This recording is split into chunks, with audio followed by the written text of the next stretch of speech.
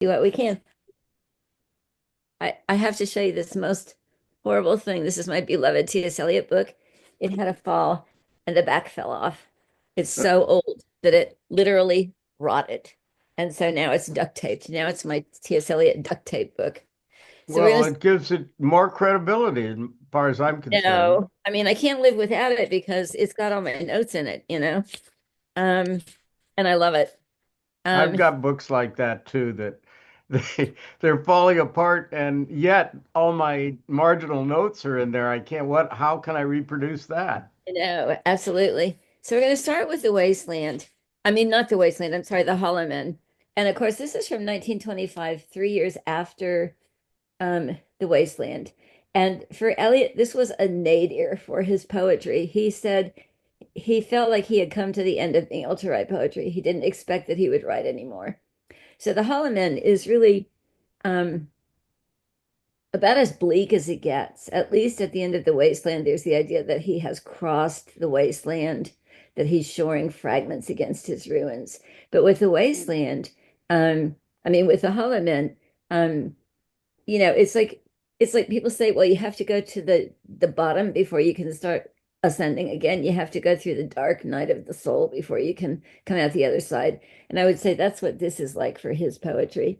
So the Hollow Men is from 1925. It has an epigraph, Mr. Kurtz, he dead. And of course, that is Mr. Kurtz, he dead, from The Heart of Darkness.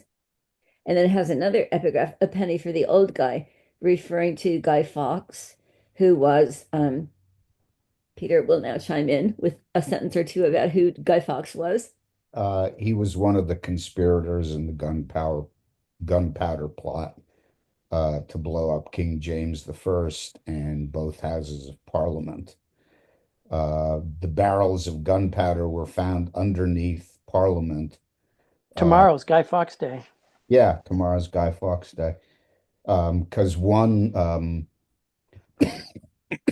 member of Parliament had been tipped off by a friend or a relative, and a man was standing by the gunpowder, and his name was Guy Fawkes or Guido Fawkes. He was part Italian and part English. And they told him to get out of there, and he did, but he came back, and that time they arrested him. And eventually the plot was uncovered. Some members of it, who were basically Catholic gentlemen from Warwickshire, Shakespeare's county, were tortured and executed, and some made a last stand and died with their swords in their hand. But it was a desperate Catholic attempt to get revenge for the fact that King James, who wanted to tolerate Catholics, had kind of called them out of hiding, but refused to tolerate the Puritans in the Church of England. So he was unable to extend toleration to the Catholics. His power didn't go that far, and he Sure. then cracked down on them. Now that's what Guy Fawkes Day comes That's from. great. Thank you. Thank you. Sorry. That's okay. Peter knows so much about history and I love it. But it's like, oh my God, now we're Well, at the Civil War. Anyway, okay, I'm going to read this to you. Eliot's poetry, you'll see during this middle period, becomes a lot simpler. It's very evocative, but the diction becomes a lot simpler and the texture, I think, becomes less like fragments that are kind of, glued together like a mosaic texture. So it's in sections. One, we are the hollow men. We are the stuffed men, leaning together, headpiece filled with straw. Alas, our dried voices, when we whisper together, are quiet and meaningless as wind in dry grass, or rat's feet over broken glass in our dry cellar. Shape without form, shade without color, paralyzed force, gesture without motion. Those who have crossed with direct eyes to death's other kingdom remember us, if at all, not as lost, violent souls, but only as the hollow men, the stuffed men.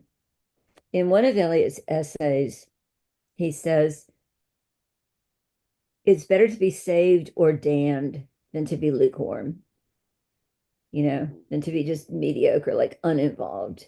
And this oh, is what he's getting at talking about here, this we, this collective we who live in the modern world, um, we're not violent souls, we're just hollow.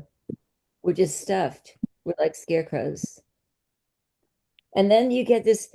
Eliot talked about some of these poems as like, when he's talking about Ash Wednesday, for instance, he says, I don't know what I meant. These are images that came to me in dreams. And I think that's like so fertile and so true about where poetry can come from. It's like you don't know what it means. You just know that it arrives. Now, what are these eyes? There's been a fair amount written about this poem. What are these eyes I dare not meet in death's dream kingdom? What is death's other kingdom? What is death's dream kingdom? Is this paradise? Some people say, is it salvation? Or is it just a strange other realm where the dead come back to you and you cannot meet their eyes? These do not Uh, appear. Go ahead. And what you just said, when I was rereading this poem, I probably haven't read this since at least college, but I think high school. Yeah, And yet all the lines were so familiar to me, even though I can't tell you what it says. Uh, exactly. they are so evocative, but almost like on an unconscious Yeah. level. And to explain it, who was it? Paul Valery, who said criticism is prose's revenge against poetry. That's And brilliant. what's that? I said that's brilliant. I think that's him. Anyway, uh, to describe it. Oh, and it reminded me, I'm sorry to go on, but it reminded me one other thing. I remember does this sound familiar? Somebody was asked what their poem meant, and so he just read it again. Yeah. Yeah. Do Frost. you, Yeah. who was that? Robert Frost, I Frost. think. Frost. You're I was asking like, to say what? something that says more than the words of the poem. Yeah. Right, Yeah. right. So funny. Anyway, sorry to interrupt, but I just was struck with how familiar it was to me after all these years. Yeah. It just, yeah, and on some kind of subconscious level. Okay, I'll shut up. No, absolutely. See, this is one reason I would say Eliot is like a great, great, great poet is that he gets, remember he says the meaning is the sop that the burglar throws the dog so that he can get into the house and ransack it. So he's ransacking you with his poetry. It's like, yes, you do. I mean, Bits of the Hollow, Ash Wednesday, Marina, um, parts of four quartets. They're part of your heartbeat, or they're part of your blood, do you know? And they're so evocative and they're so mysterious. And that's precisely why they're great poetry, you know? Eyes I dare not meet in death's dream kingdom, these do not appear. There the eyes are sunlight on a broken column. There is a tree swinging, and voices are in the winds singing, more distant and more solemn than the fading star. Let me be no nearer in death's dream kingdom. Let me also wear such deliberate disguises, rat's coat, crow's skin, crossed staves, in a field, behaving as the wind behaves, no nearer. Not that final meeting in the Twilight Kingdom. So whatever, Death Dream Kingdom is, whatever that final meeting is, we know that this is a poem about the reluctance to go to that place, the shrinking back, the scarecrow-like repetition of living deadness, do you know?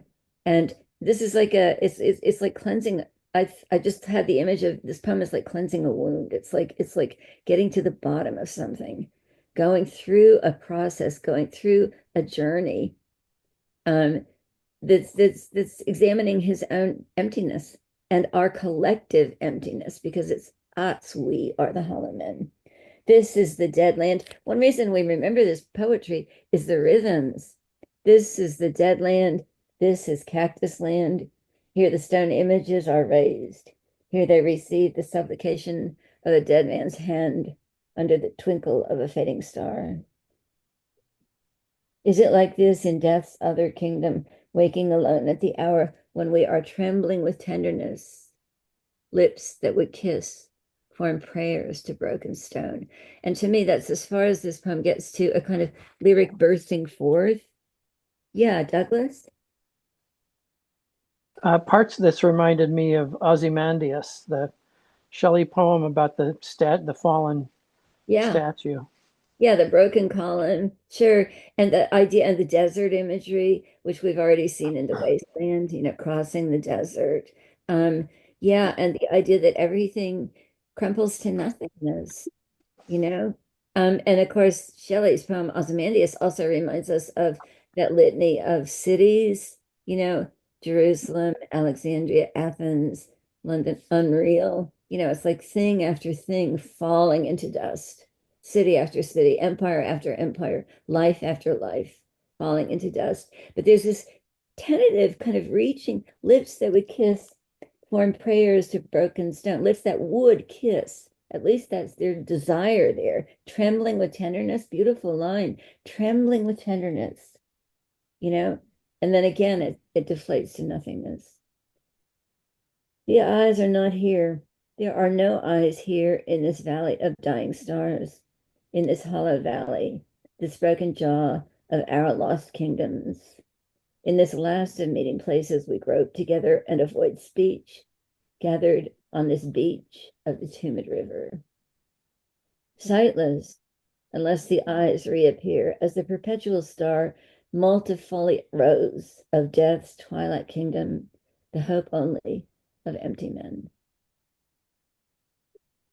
So the multifoliate rose is like the rose window in a cathedral, and it's an image of the Virgin Mary, the multifoliate rose, you know.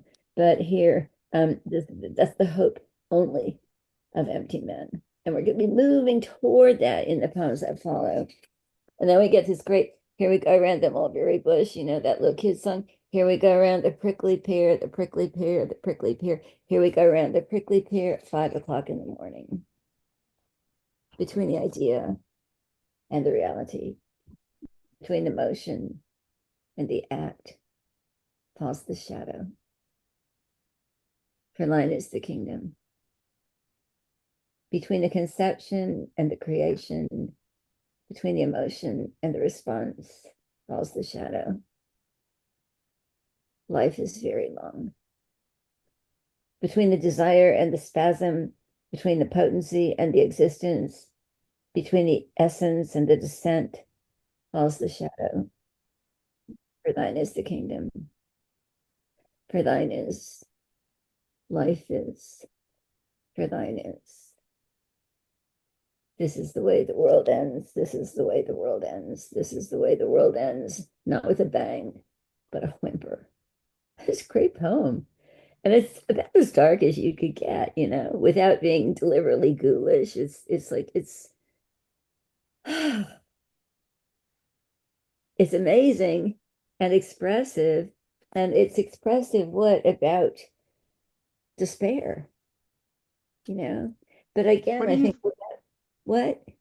what do you think of this between the conception and whatever that is, uh, lies the shadow? When I first read this, I went, wait a minute, that's when you have anticipation. That's a good thing. And yet he says the shadow. What do you make of that? It's between something and its fulfillment. Each time there's a going forward, and then that's never finishes because the shadow comes in between. And Oh, what's you the mean, do you interpret it as meaning the shadow inner comes and then the fulfillment doesn't come? right? Is that what? Yeah, yeah, The shadow Oh, corrupts. yeah. The shadow interrupts. It gets in the way. You know, oh, I never got that. yeah. No, it's like here's a dumb example, but you're raising your hand to eat something, and then your feeling of despair overtakes you again, and you put your hand down. You Oh know, my God. it's like it's just not issuing forth into anything, you know. Yeah, I Barry. never got that. Yeah. Was this poem written before or after his conversion? Oh, before. Okay. Yeah, but he's on the way toward it. Yeah, that's kind of what struck me. It felt like someone who has just felt like it was losing hope and was just possibly ready to adopt or make a religious conversion in order to answer or to fill some of this void. Yeah, but also, of course, in his personal life, things were, really, really rough with his wife Vivian. They were both really ill, and things were just at a really low point for him at this point. And as I said, he believed that he had no more poetry in him, that this was it. And for a poet like T.S. Eliot, that's a curse worse than death, you Is know? the thine is the kingdom, that line, is that his kind of reference to maybe there is some hope in some religious conversion of some sort? Sure, but it doesn't get anywhere. For thine Right. is life is, I mean, life is very long. The dude is what, 50? He's wiped out, he's exhausted. 37. 37? Oh, 37. Sorry. He's Wow. exhausted. But of course, then he commented to somebody, he said, well, yeah, when I was 22, I wrote a poem about a little old man. You know, it's like This Eliot, remind. these I'm people sorry. who got younger as he got older in a way. But yeah, Uh, he, go ahead. that shadow thing now reminds me of.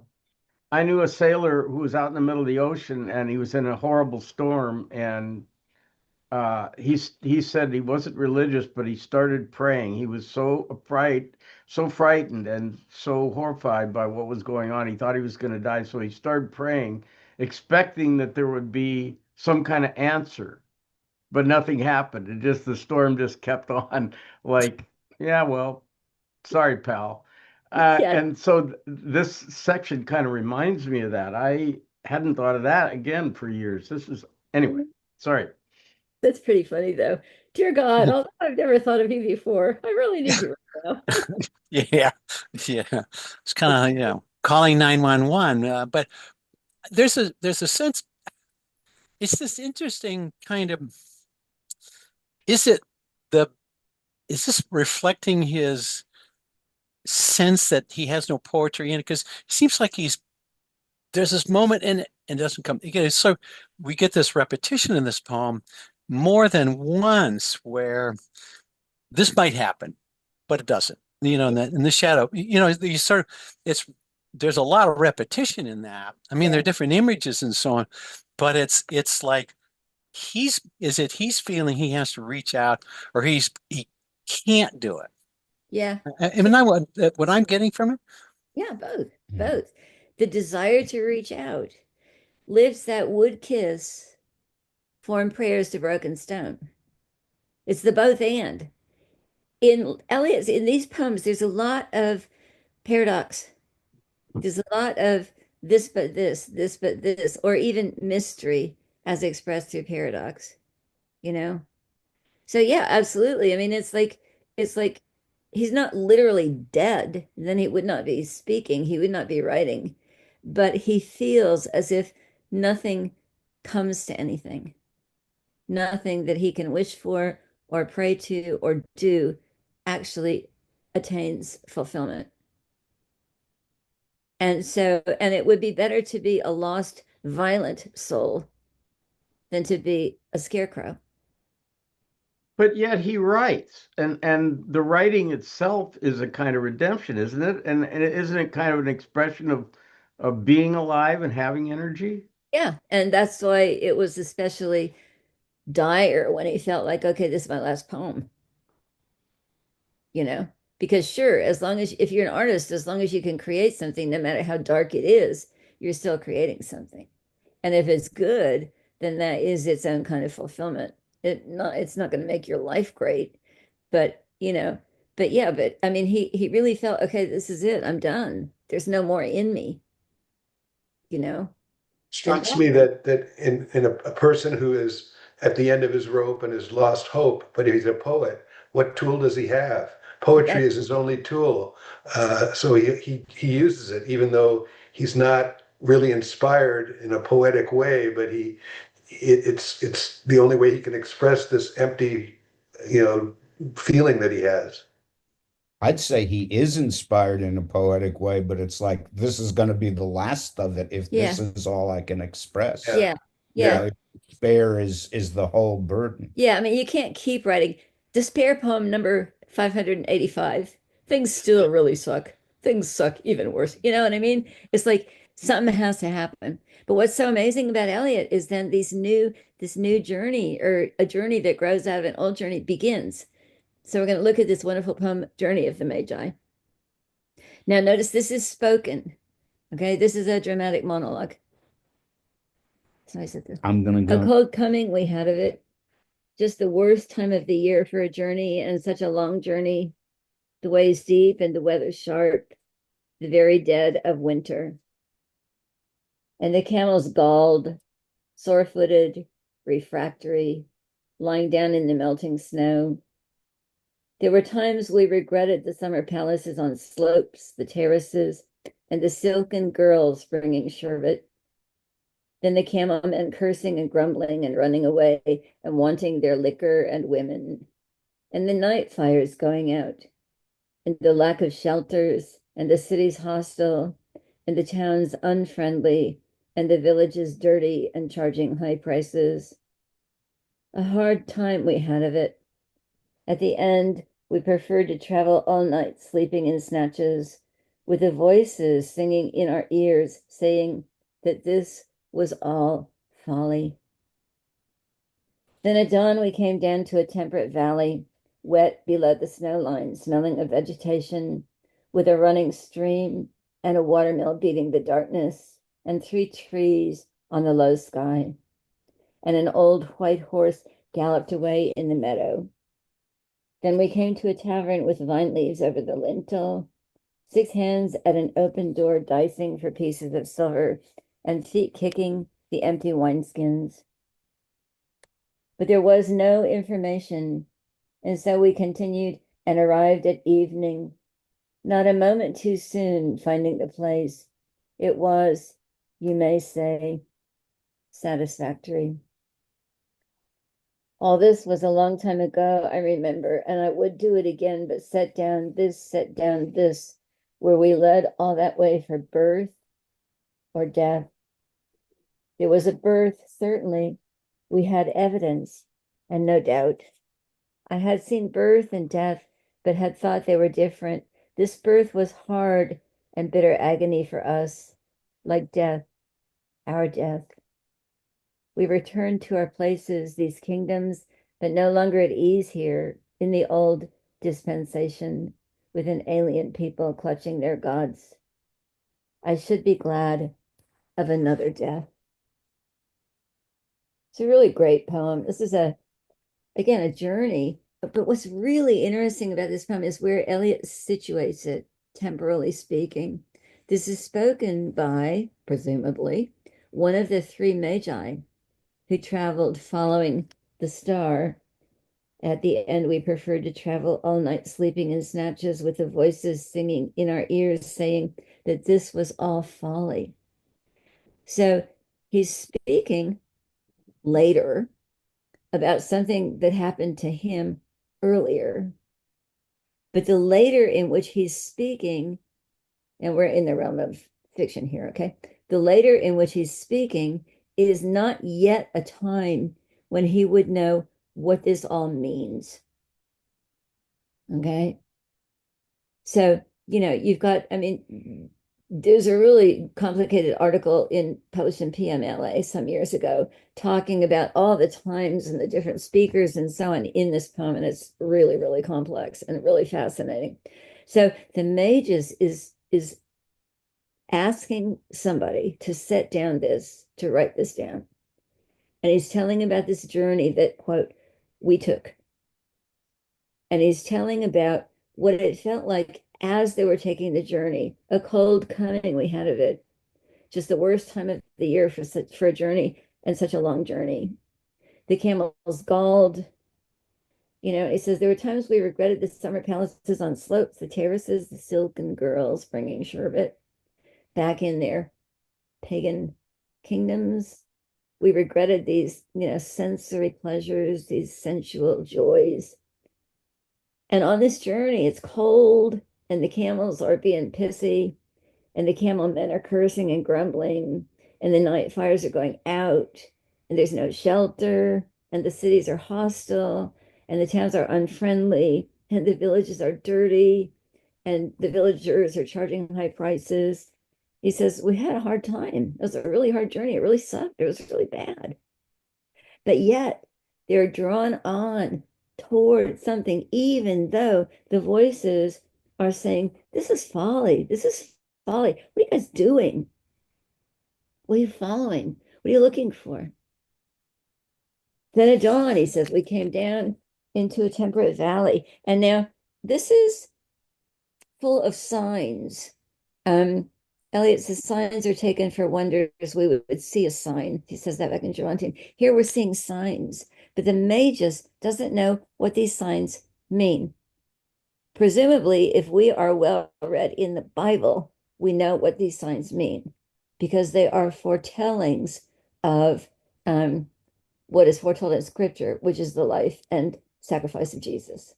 Okay, so 3 trees on the low sky, the crosses, the 3 crosses, the 3 roofs, which used to be called the trees, okay?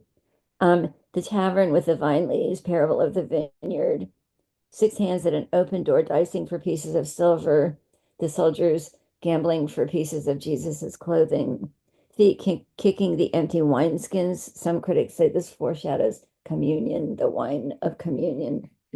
So here, death and life are all mingled up with each other, and these signs are there for those who see them as signs. But that's the whole point. If we don't see them as signs, then they're not signs and they're just things.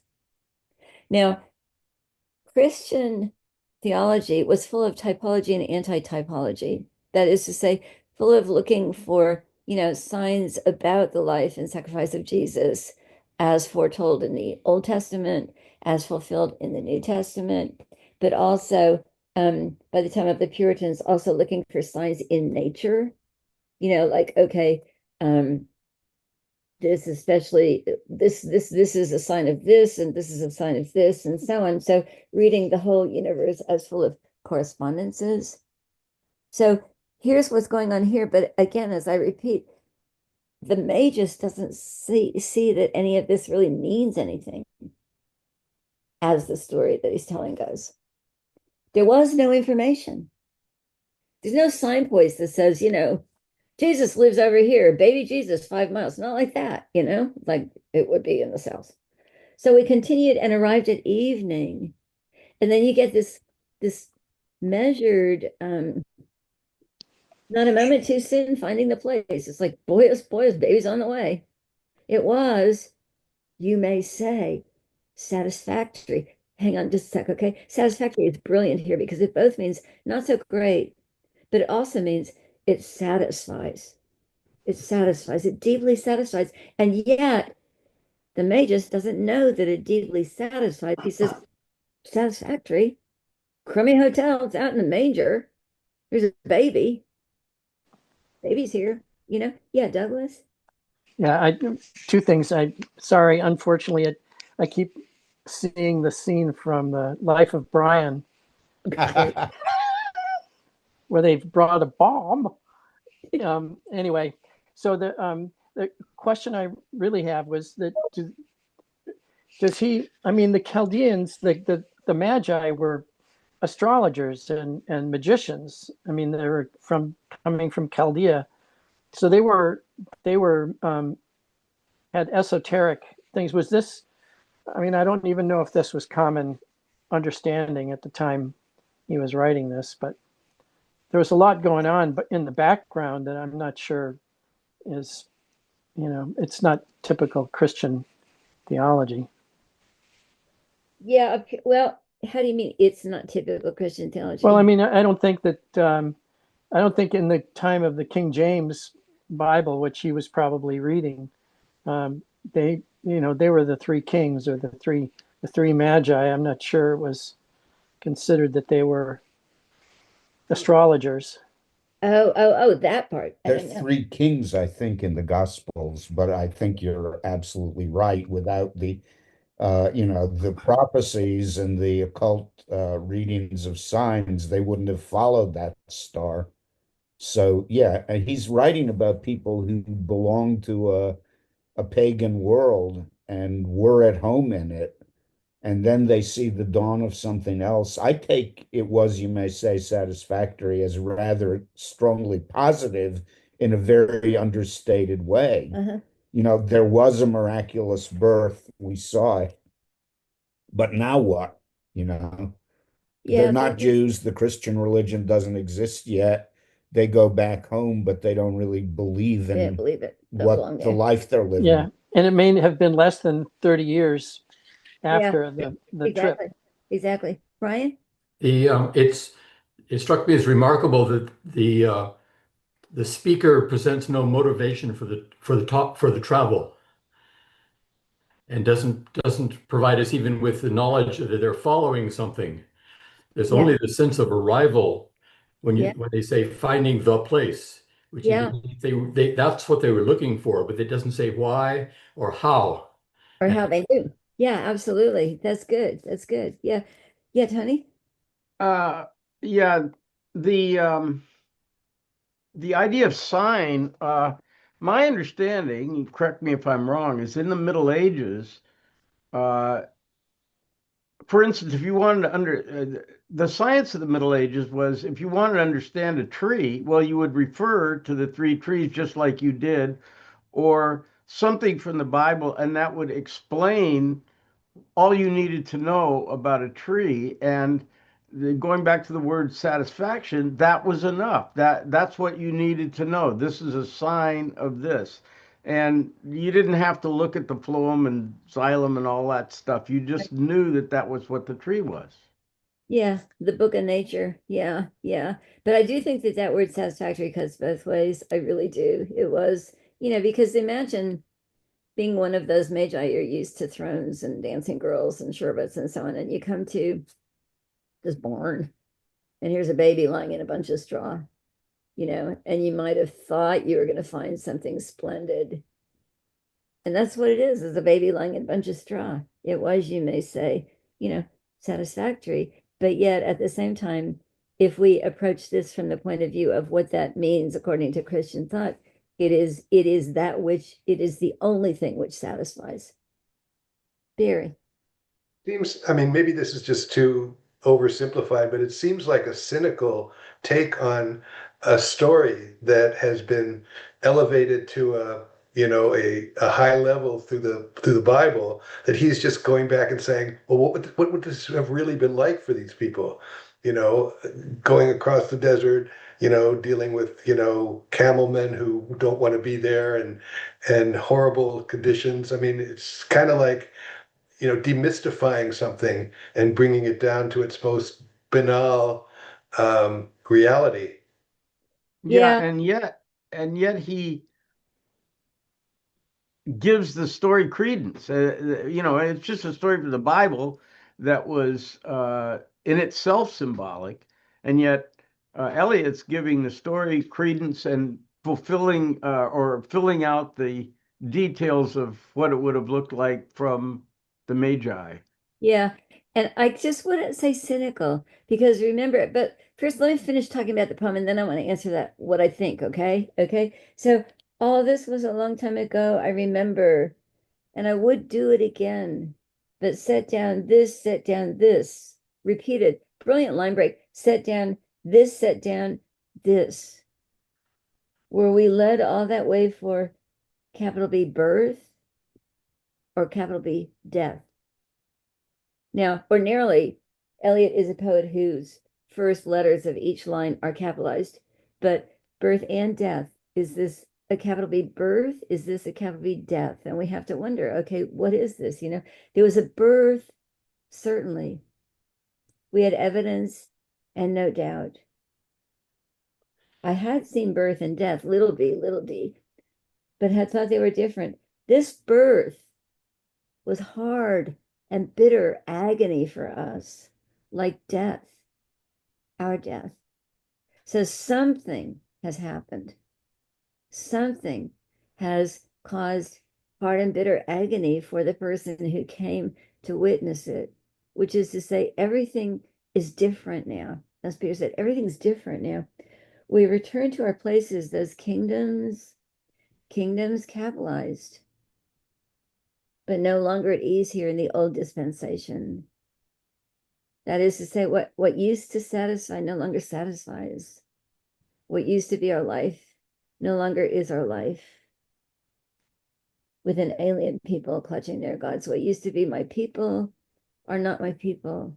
What used to be my gods are not my gods. I should be glad of another death. So there's this in-betweenness that I think is so great about this poem. Now, one more thing, just to complicate textures, those whole first lines that are in quotation marks are taken directly from a sermon by Lancelot Andrewes, who was a contemporary of John Donne, 17th century divine, great preacher. And one of the translators of the King James Bible. Yeah, interesting. So think about the reason I say I don't think it's cynical. This is written by a man who himself is involved in a journey toward something, but he doesn't yet. He's not there yet, and so it's expressing this in-betweenness, this sense of no longer being able to live that old dispensation, even if that old dispensation was pretty awful. It was a little d death rather than a capital D death, you know? And so he's on the way toward something. But he knows it's transformative. He knows it's transformative because he's being changed. It's sort of like if you can imagine being, a pupa or a larva, and you're really like not very comfortable in there, but you haven't burst out yet. You're not a butterfly yet. You're like just cramped and like, ugh, ugh, ugh, like that. That's kind of what this poem is reminding me of. So, Journey of the Magi. And the really moving thing about this poem is the Magi doesn't know what it means, but he knows that it means something. And he knows that the fact that it means something means that everything he thought was satisfactory is no longer satisfactory. So he's in that in-between time, that liminal time of transformation. Like, if you think about the three-part structure of rites of passage, first you're a member of the tribe, and then you're sent out to go through this ritual of distancing or alienation or danger or transformation, which can be life-threatening.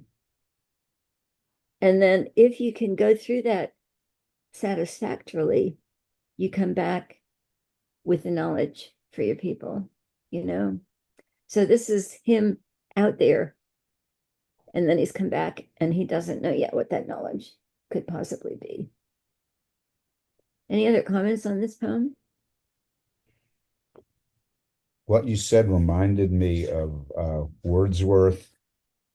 In such intervals, the soul remembering how she felt, but what she felt remembering not, retains an obscure sense of possible sublimity. I think that's very much in the poem, that obscure sense of possible sublimity. And, I like Barry's comment, except that I don't agree that it's cynical. I think it's a bringing it down to earth. Mm-hmm. And Lancelot Andrewes took the first step around 1600.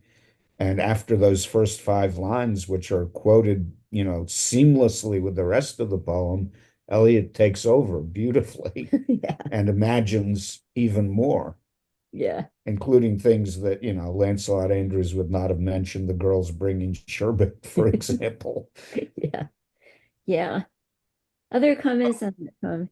Well, if he was at that time, wondering and toying with the idea of becoming a believer, because any new thing, any birth of a new idea causes the death of everything that went before.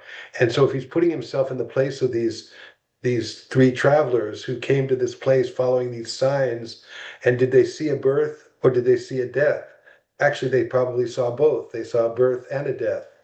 And so coming back, nothing is the same for them. So I think it feels like he's still, I mean, where is he again in his transition into a believer? Is he there yet, or is he still in the On the way. On the on the way. way? Yeah. Yeah.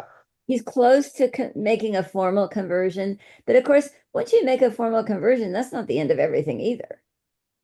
As we're going to see in Four Quartets, I'll just go ahead and say this. One reason it's such great religious poetry is that it's not presenting you with answers. I mean, we live in a place that's full of quote answers. Think this, do this, you're saved. Eliot is not presenting you with answers. He's presenting you with processes. But aren't all these four poems after his formal conversion, which was 27. 1927? Yeah. Yeah. Yeah. Journey of the Magi is 1927. So it's right around the same time. Right around the same time. And then these are called the aerial poems, Marina also. And Eliot was sending these out once a year to people as like, Christmas cards. Wouldn't mind getting one of those as a Christmas card. Yeah. Do not throw away your Christmas cards from T.S. Eliot, darling. They're going to be worth something someday. Can you imagine? So we're going to skip a couple of them. Well, But one second. Also, these couldn't be copied, right? I mean, he couldn't Xerox them. no. So Oh, he printing. used, huh? Printed, letterpress printed. Oh, they were printed. Yeah, Yeah. sure. He Oh, wasn't okay. handwriting. Yeah, letterpress Okay. printed. Sure. Uh-huh. Yeah, Okay. Douglas. Yeah, it makes me wonder if he, when he's talking about the births and the deaths, whether he considers that maybe before the Magi headed back to Chaldea, that Herod's soldiers had come and slaughtered um, all the babies, and trying to Oh, yeah, exterminate the. Herod, yeah. Yeah. But would he say a death if he meant a massacre? It just, Yeah. I think he probably leaves before that happens. I think the gap was supposedly a couple of years Yeah, it was 2 years. before Herod did that. The other thing about the birth and death is, of course, according to Christian thought, the birth automatically prefigures Christ's crucifixion because that's why he was born. Yeah. So the birth and the death, the capital B, capital D, that's really one circle, do you know? So where we led to a birth and a death would be that whole cycle Mhm.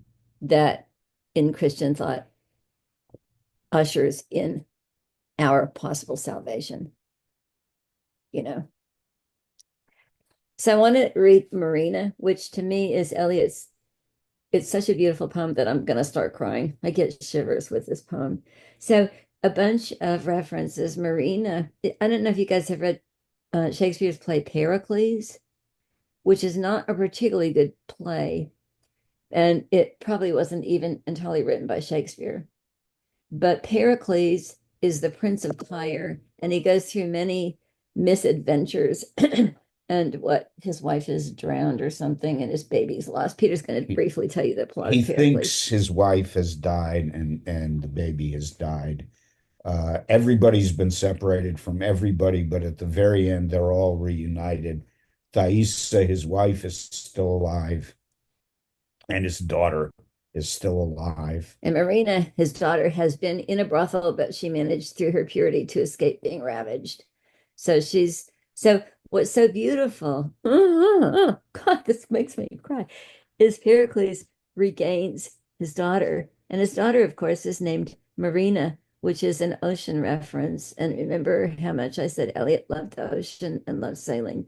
So there's She's this. born at sea in a storm. Oh, yeah. And so there's this recurrent phrase, deliver weeping, deliver weeping. Pericles is delivered, Marina is delivered back to him, and he's weeping, deliver weeping. So this is a poem about something very, very mysterious that happens. And the reference to Marina is a reference to Pericles' daughter, who is lost and then after decades refound. Now, there's also an epigraph, which is in Latin. Would you please read it? Okay. Quis hic locus quae regio quae mundi plaga. Which means, what is this place, this region, this part of the world? And that is spoken by Hercules in Seneca's play, Hercules Furens. He has, in a fit of madness, killed his children, and he falls into a stupor. And then eventually he awakens and returns to sanity and says that, what is this place, this region, this part of the world? So that's a very deep, disturbing kind of epigraph.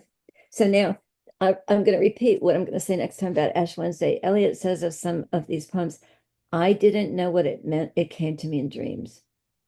And that is very much, I think, how this miraculous poem is coming. And this poem is full of finding.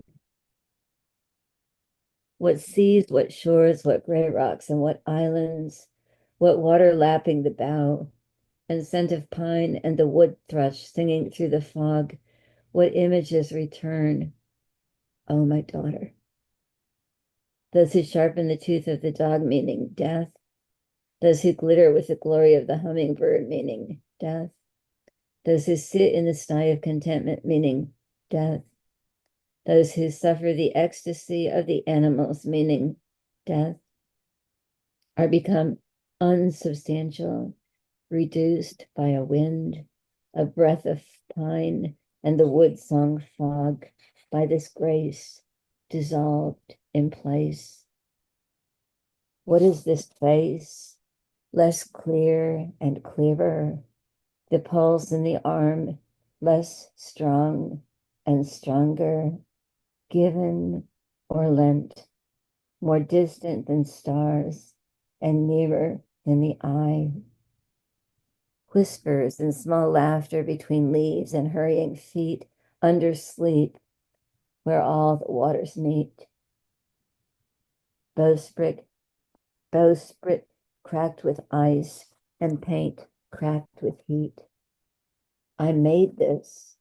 I have forgotten and remember the rigging weak and the canvas rotten between one June and another September.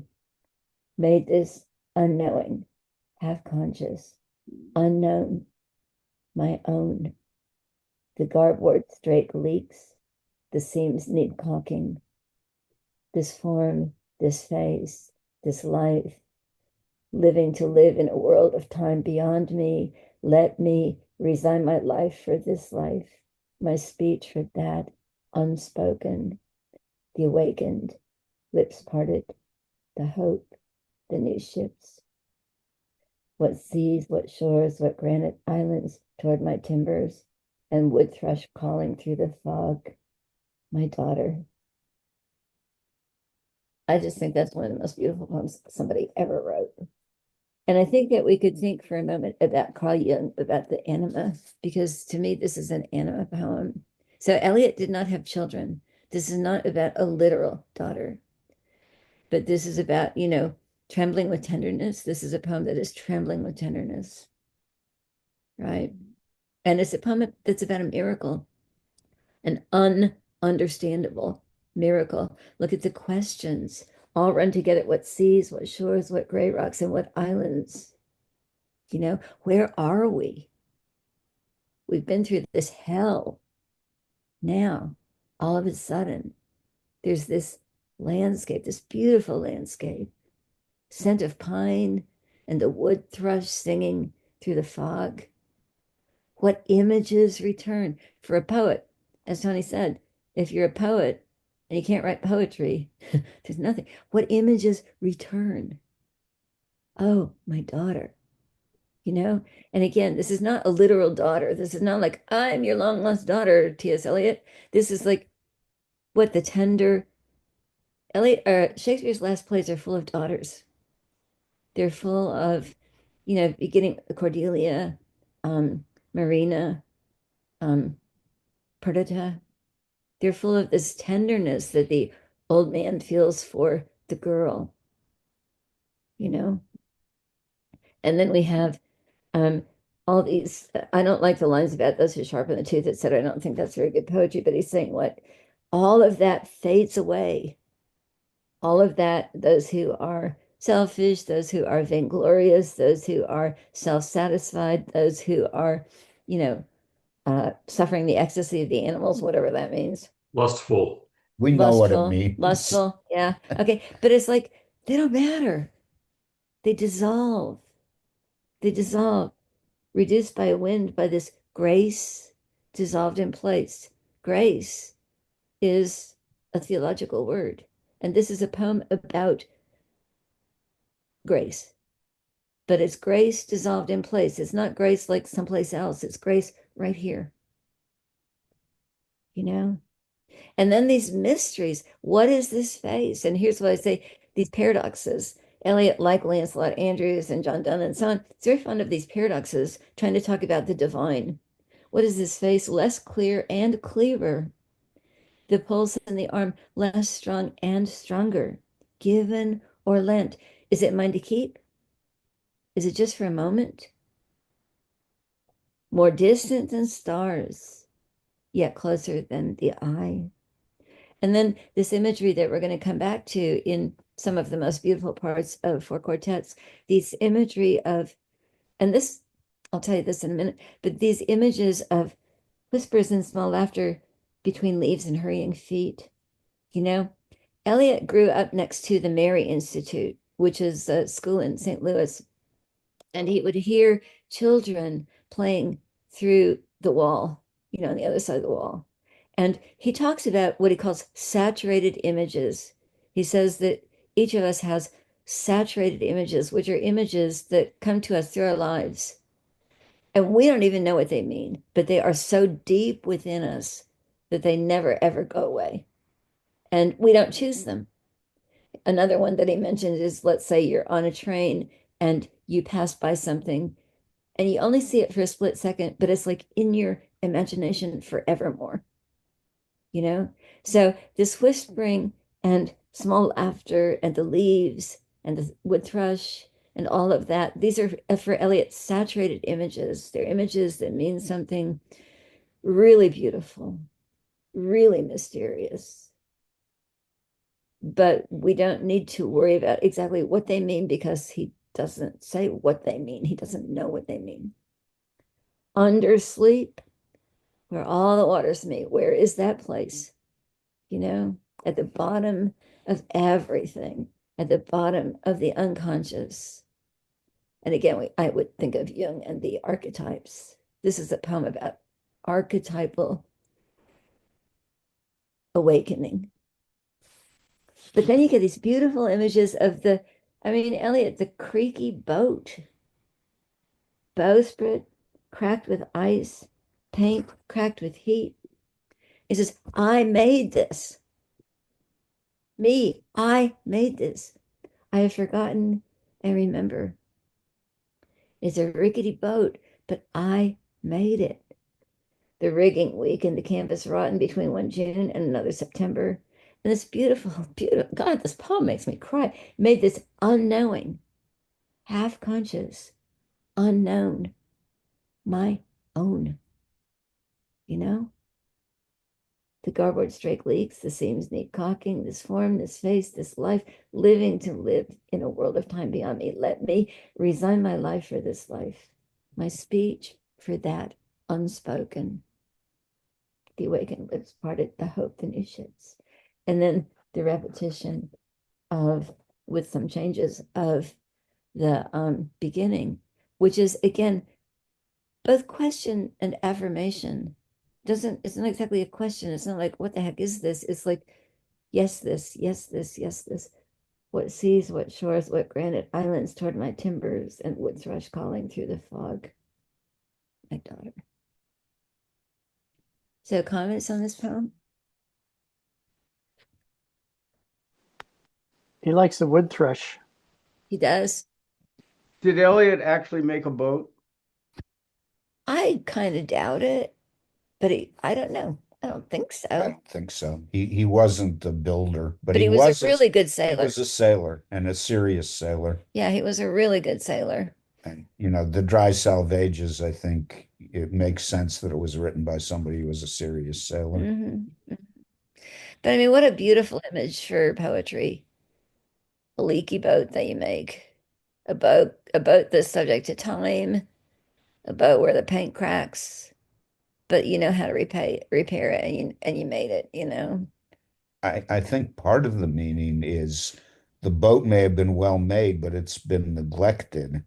And between one June and another September, that's long enough for a neglected boat to start, Falling fraying and apart. rotting. And, if it's the boat of the soul's journey, he hasn't been on that journey, but he's like ready to go on it. But he's on it already. It's 1930.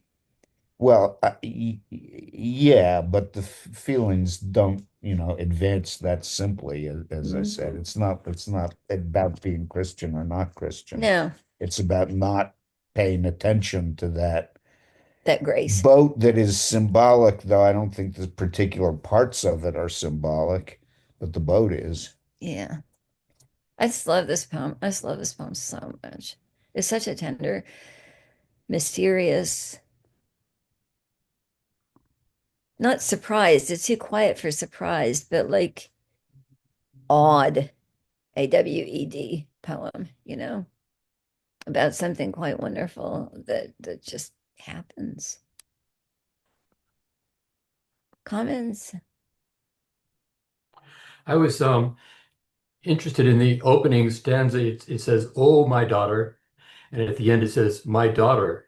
Is "Oh, my daughter" suggests an address to the daughter, and at the end, the daughter is what appears. Mm-hmm. It's That's not directly, she's not directly addressed, but she comes in out of the fog. yeah. Ooh, God, that's great. And just imagine Pericles, this guy that Shakespeare imagines, he hasn't had his daughter for 20 years and he thought she was dead. And then all of a sudden, there she is again. Shakespeare's last plays are full of those kinds of findings. That's what happens with Perdita, too, in The Winter's Tale. It's like Leontes really screws up and Perdita gets whisked away, supposedly to be killed, but they can't bear to kill her. So they just leave her. And then she grows up and makes her way back home, you know? And this kind of finding and this kind of grace, this miraculous gift that gets given to you. He's also found his long lost wife that tends to get forgotten in the Eliot already gaps had of a the wife. scene. Eliot already Well, had a but I wife. mean, Pericles has. Yeah, sure, Pericles has sure. that there's one great reunion, and then, when it looks as if that couldn't be topped, there's another one. Yeah. More relatives. Oh my God. Okay. Any comments? Any final reflections?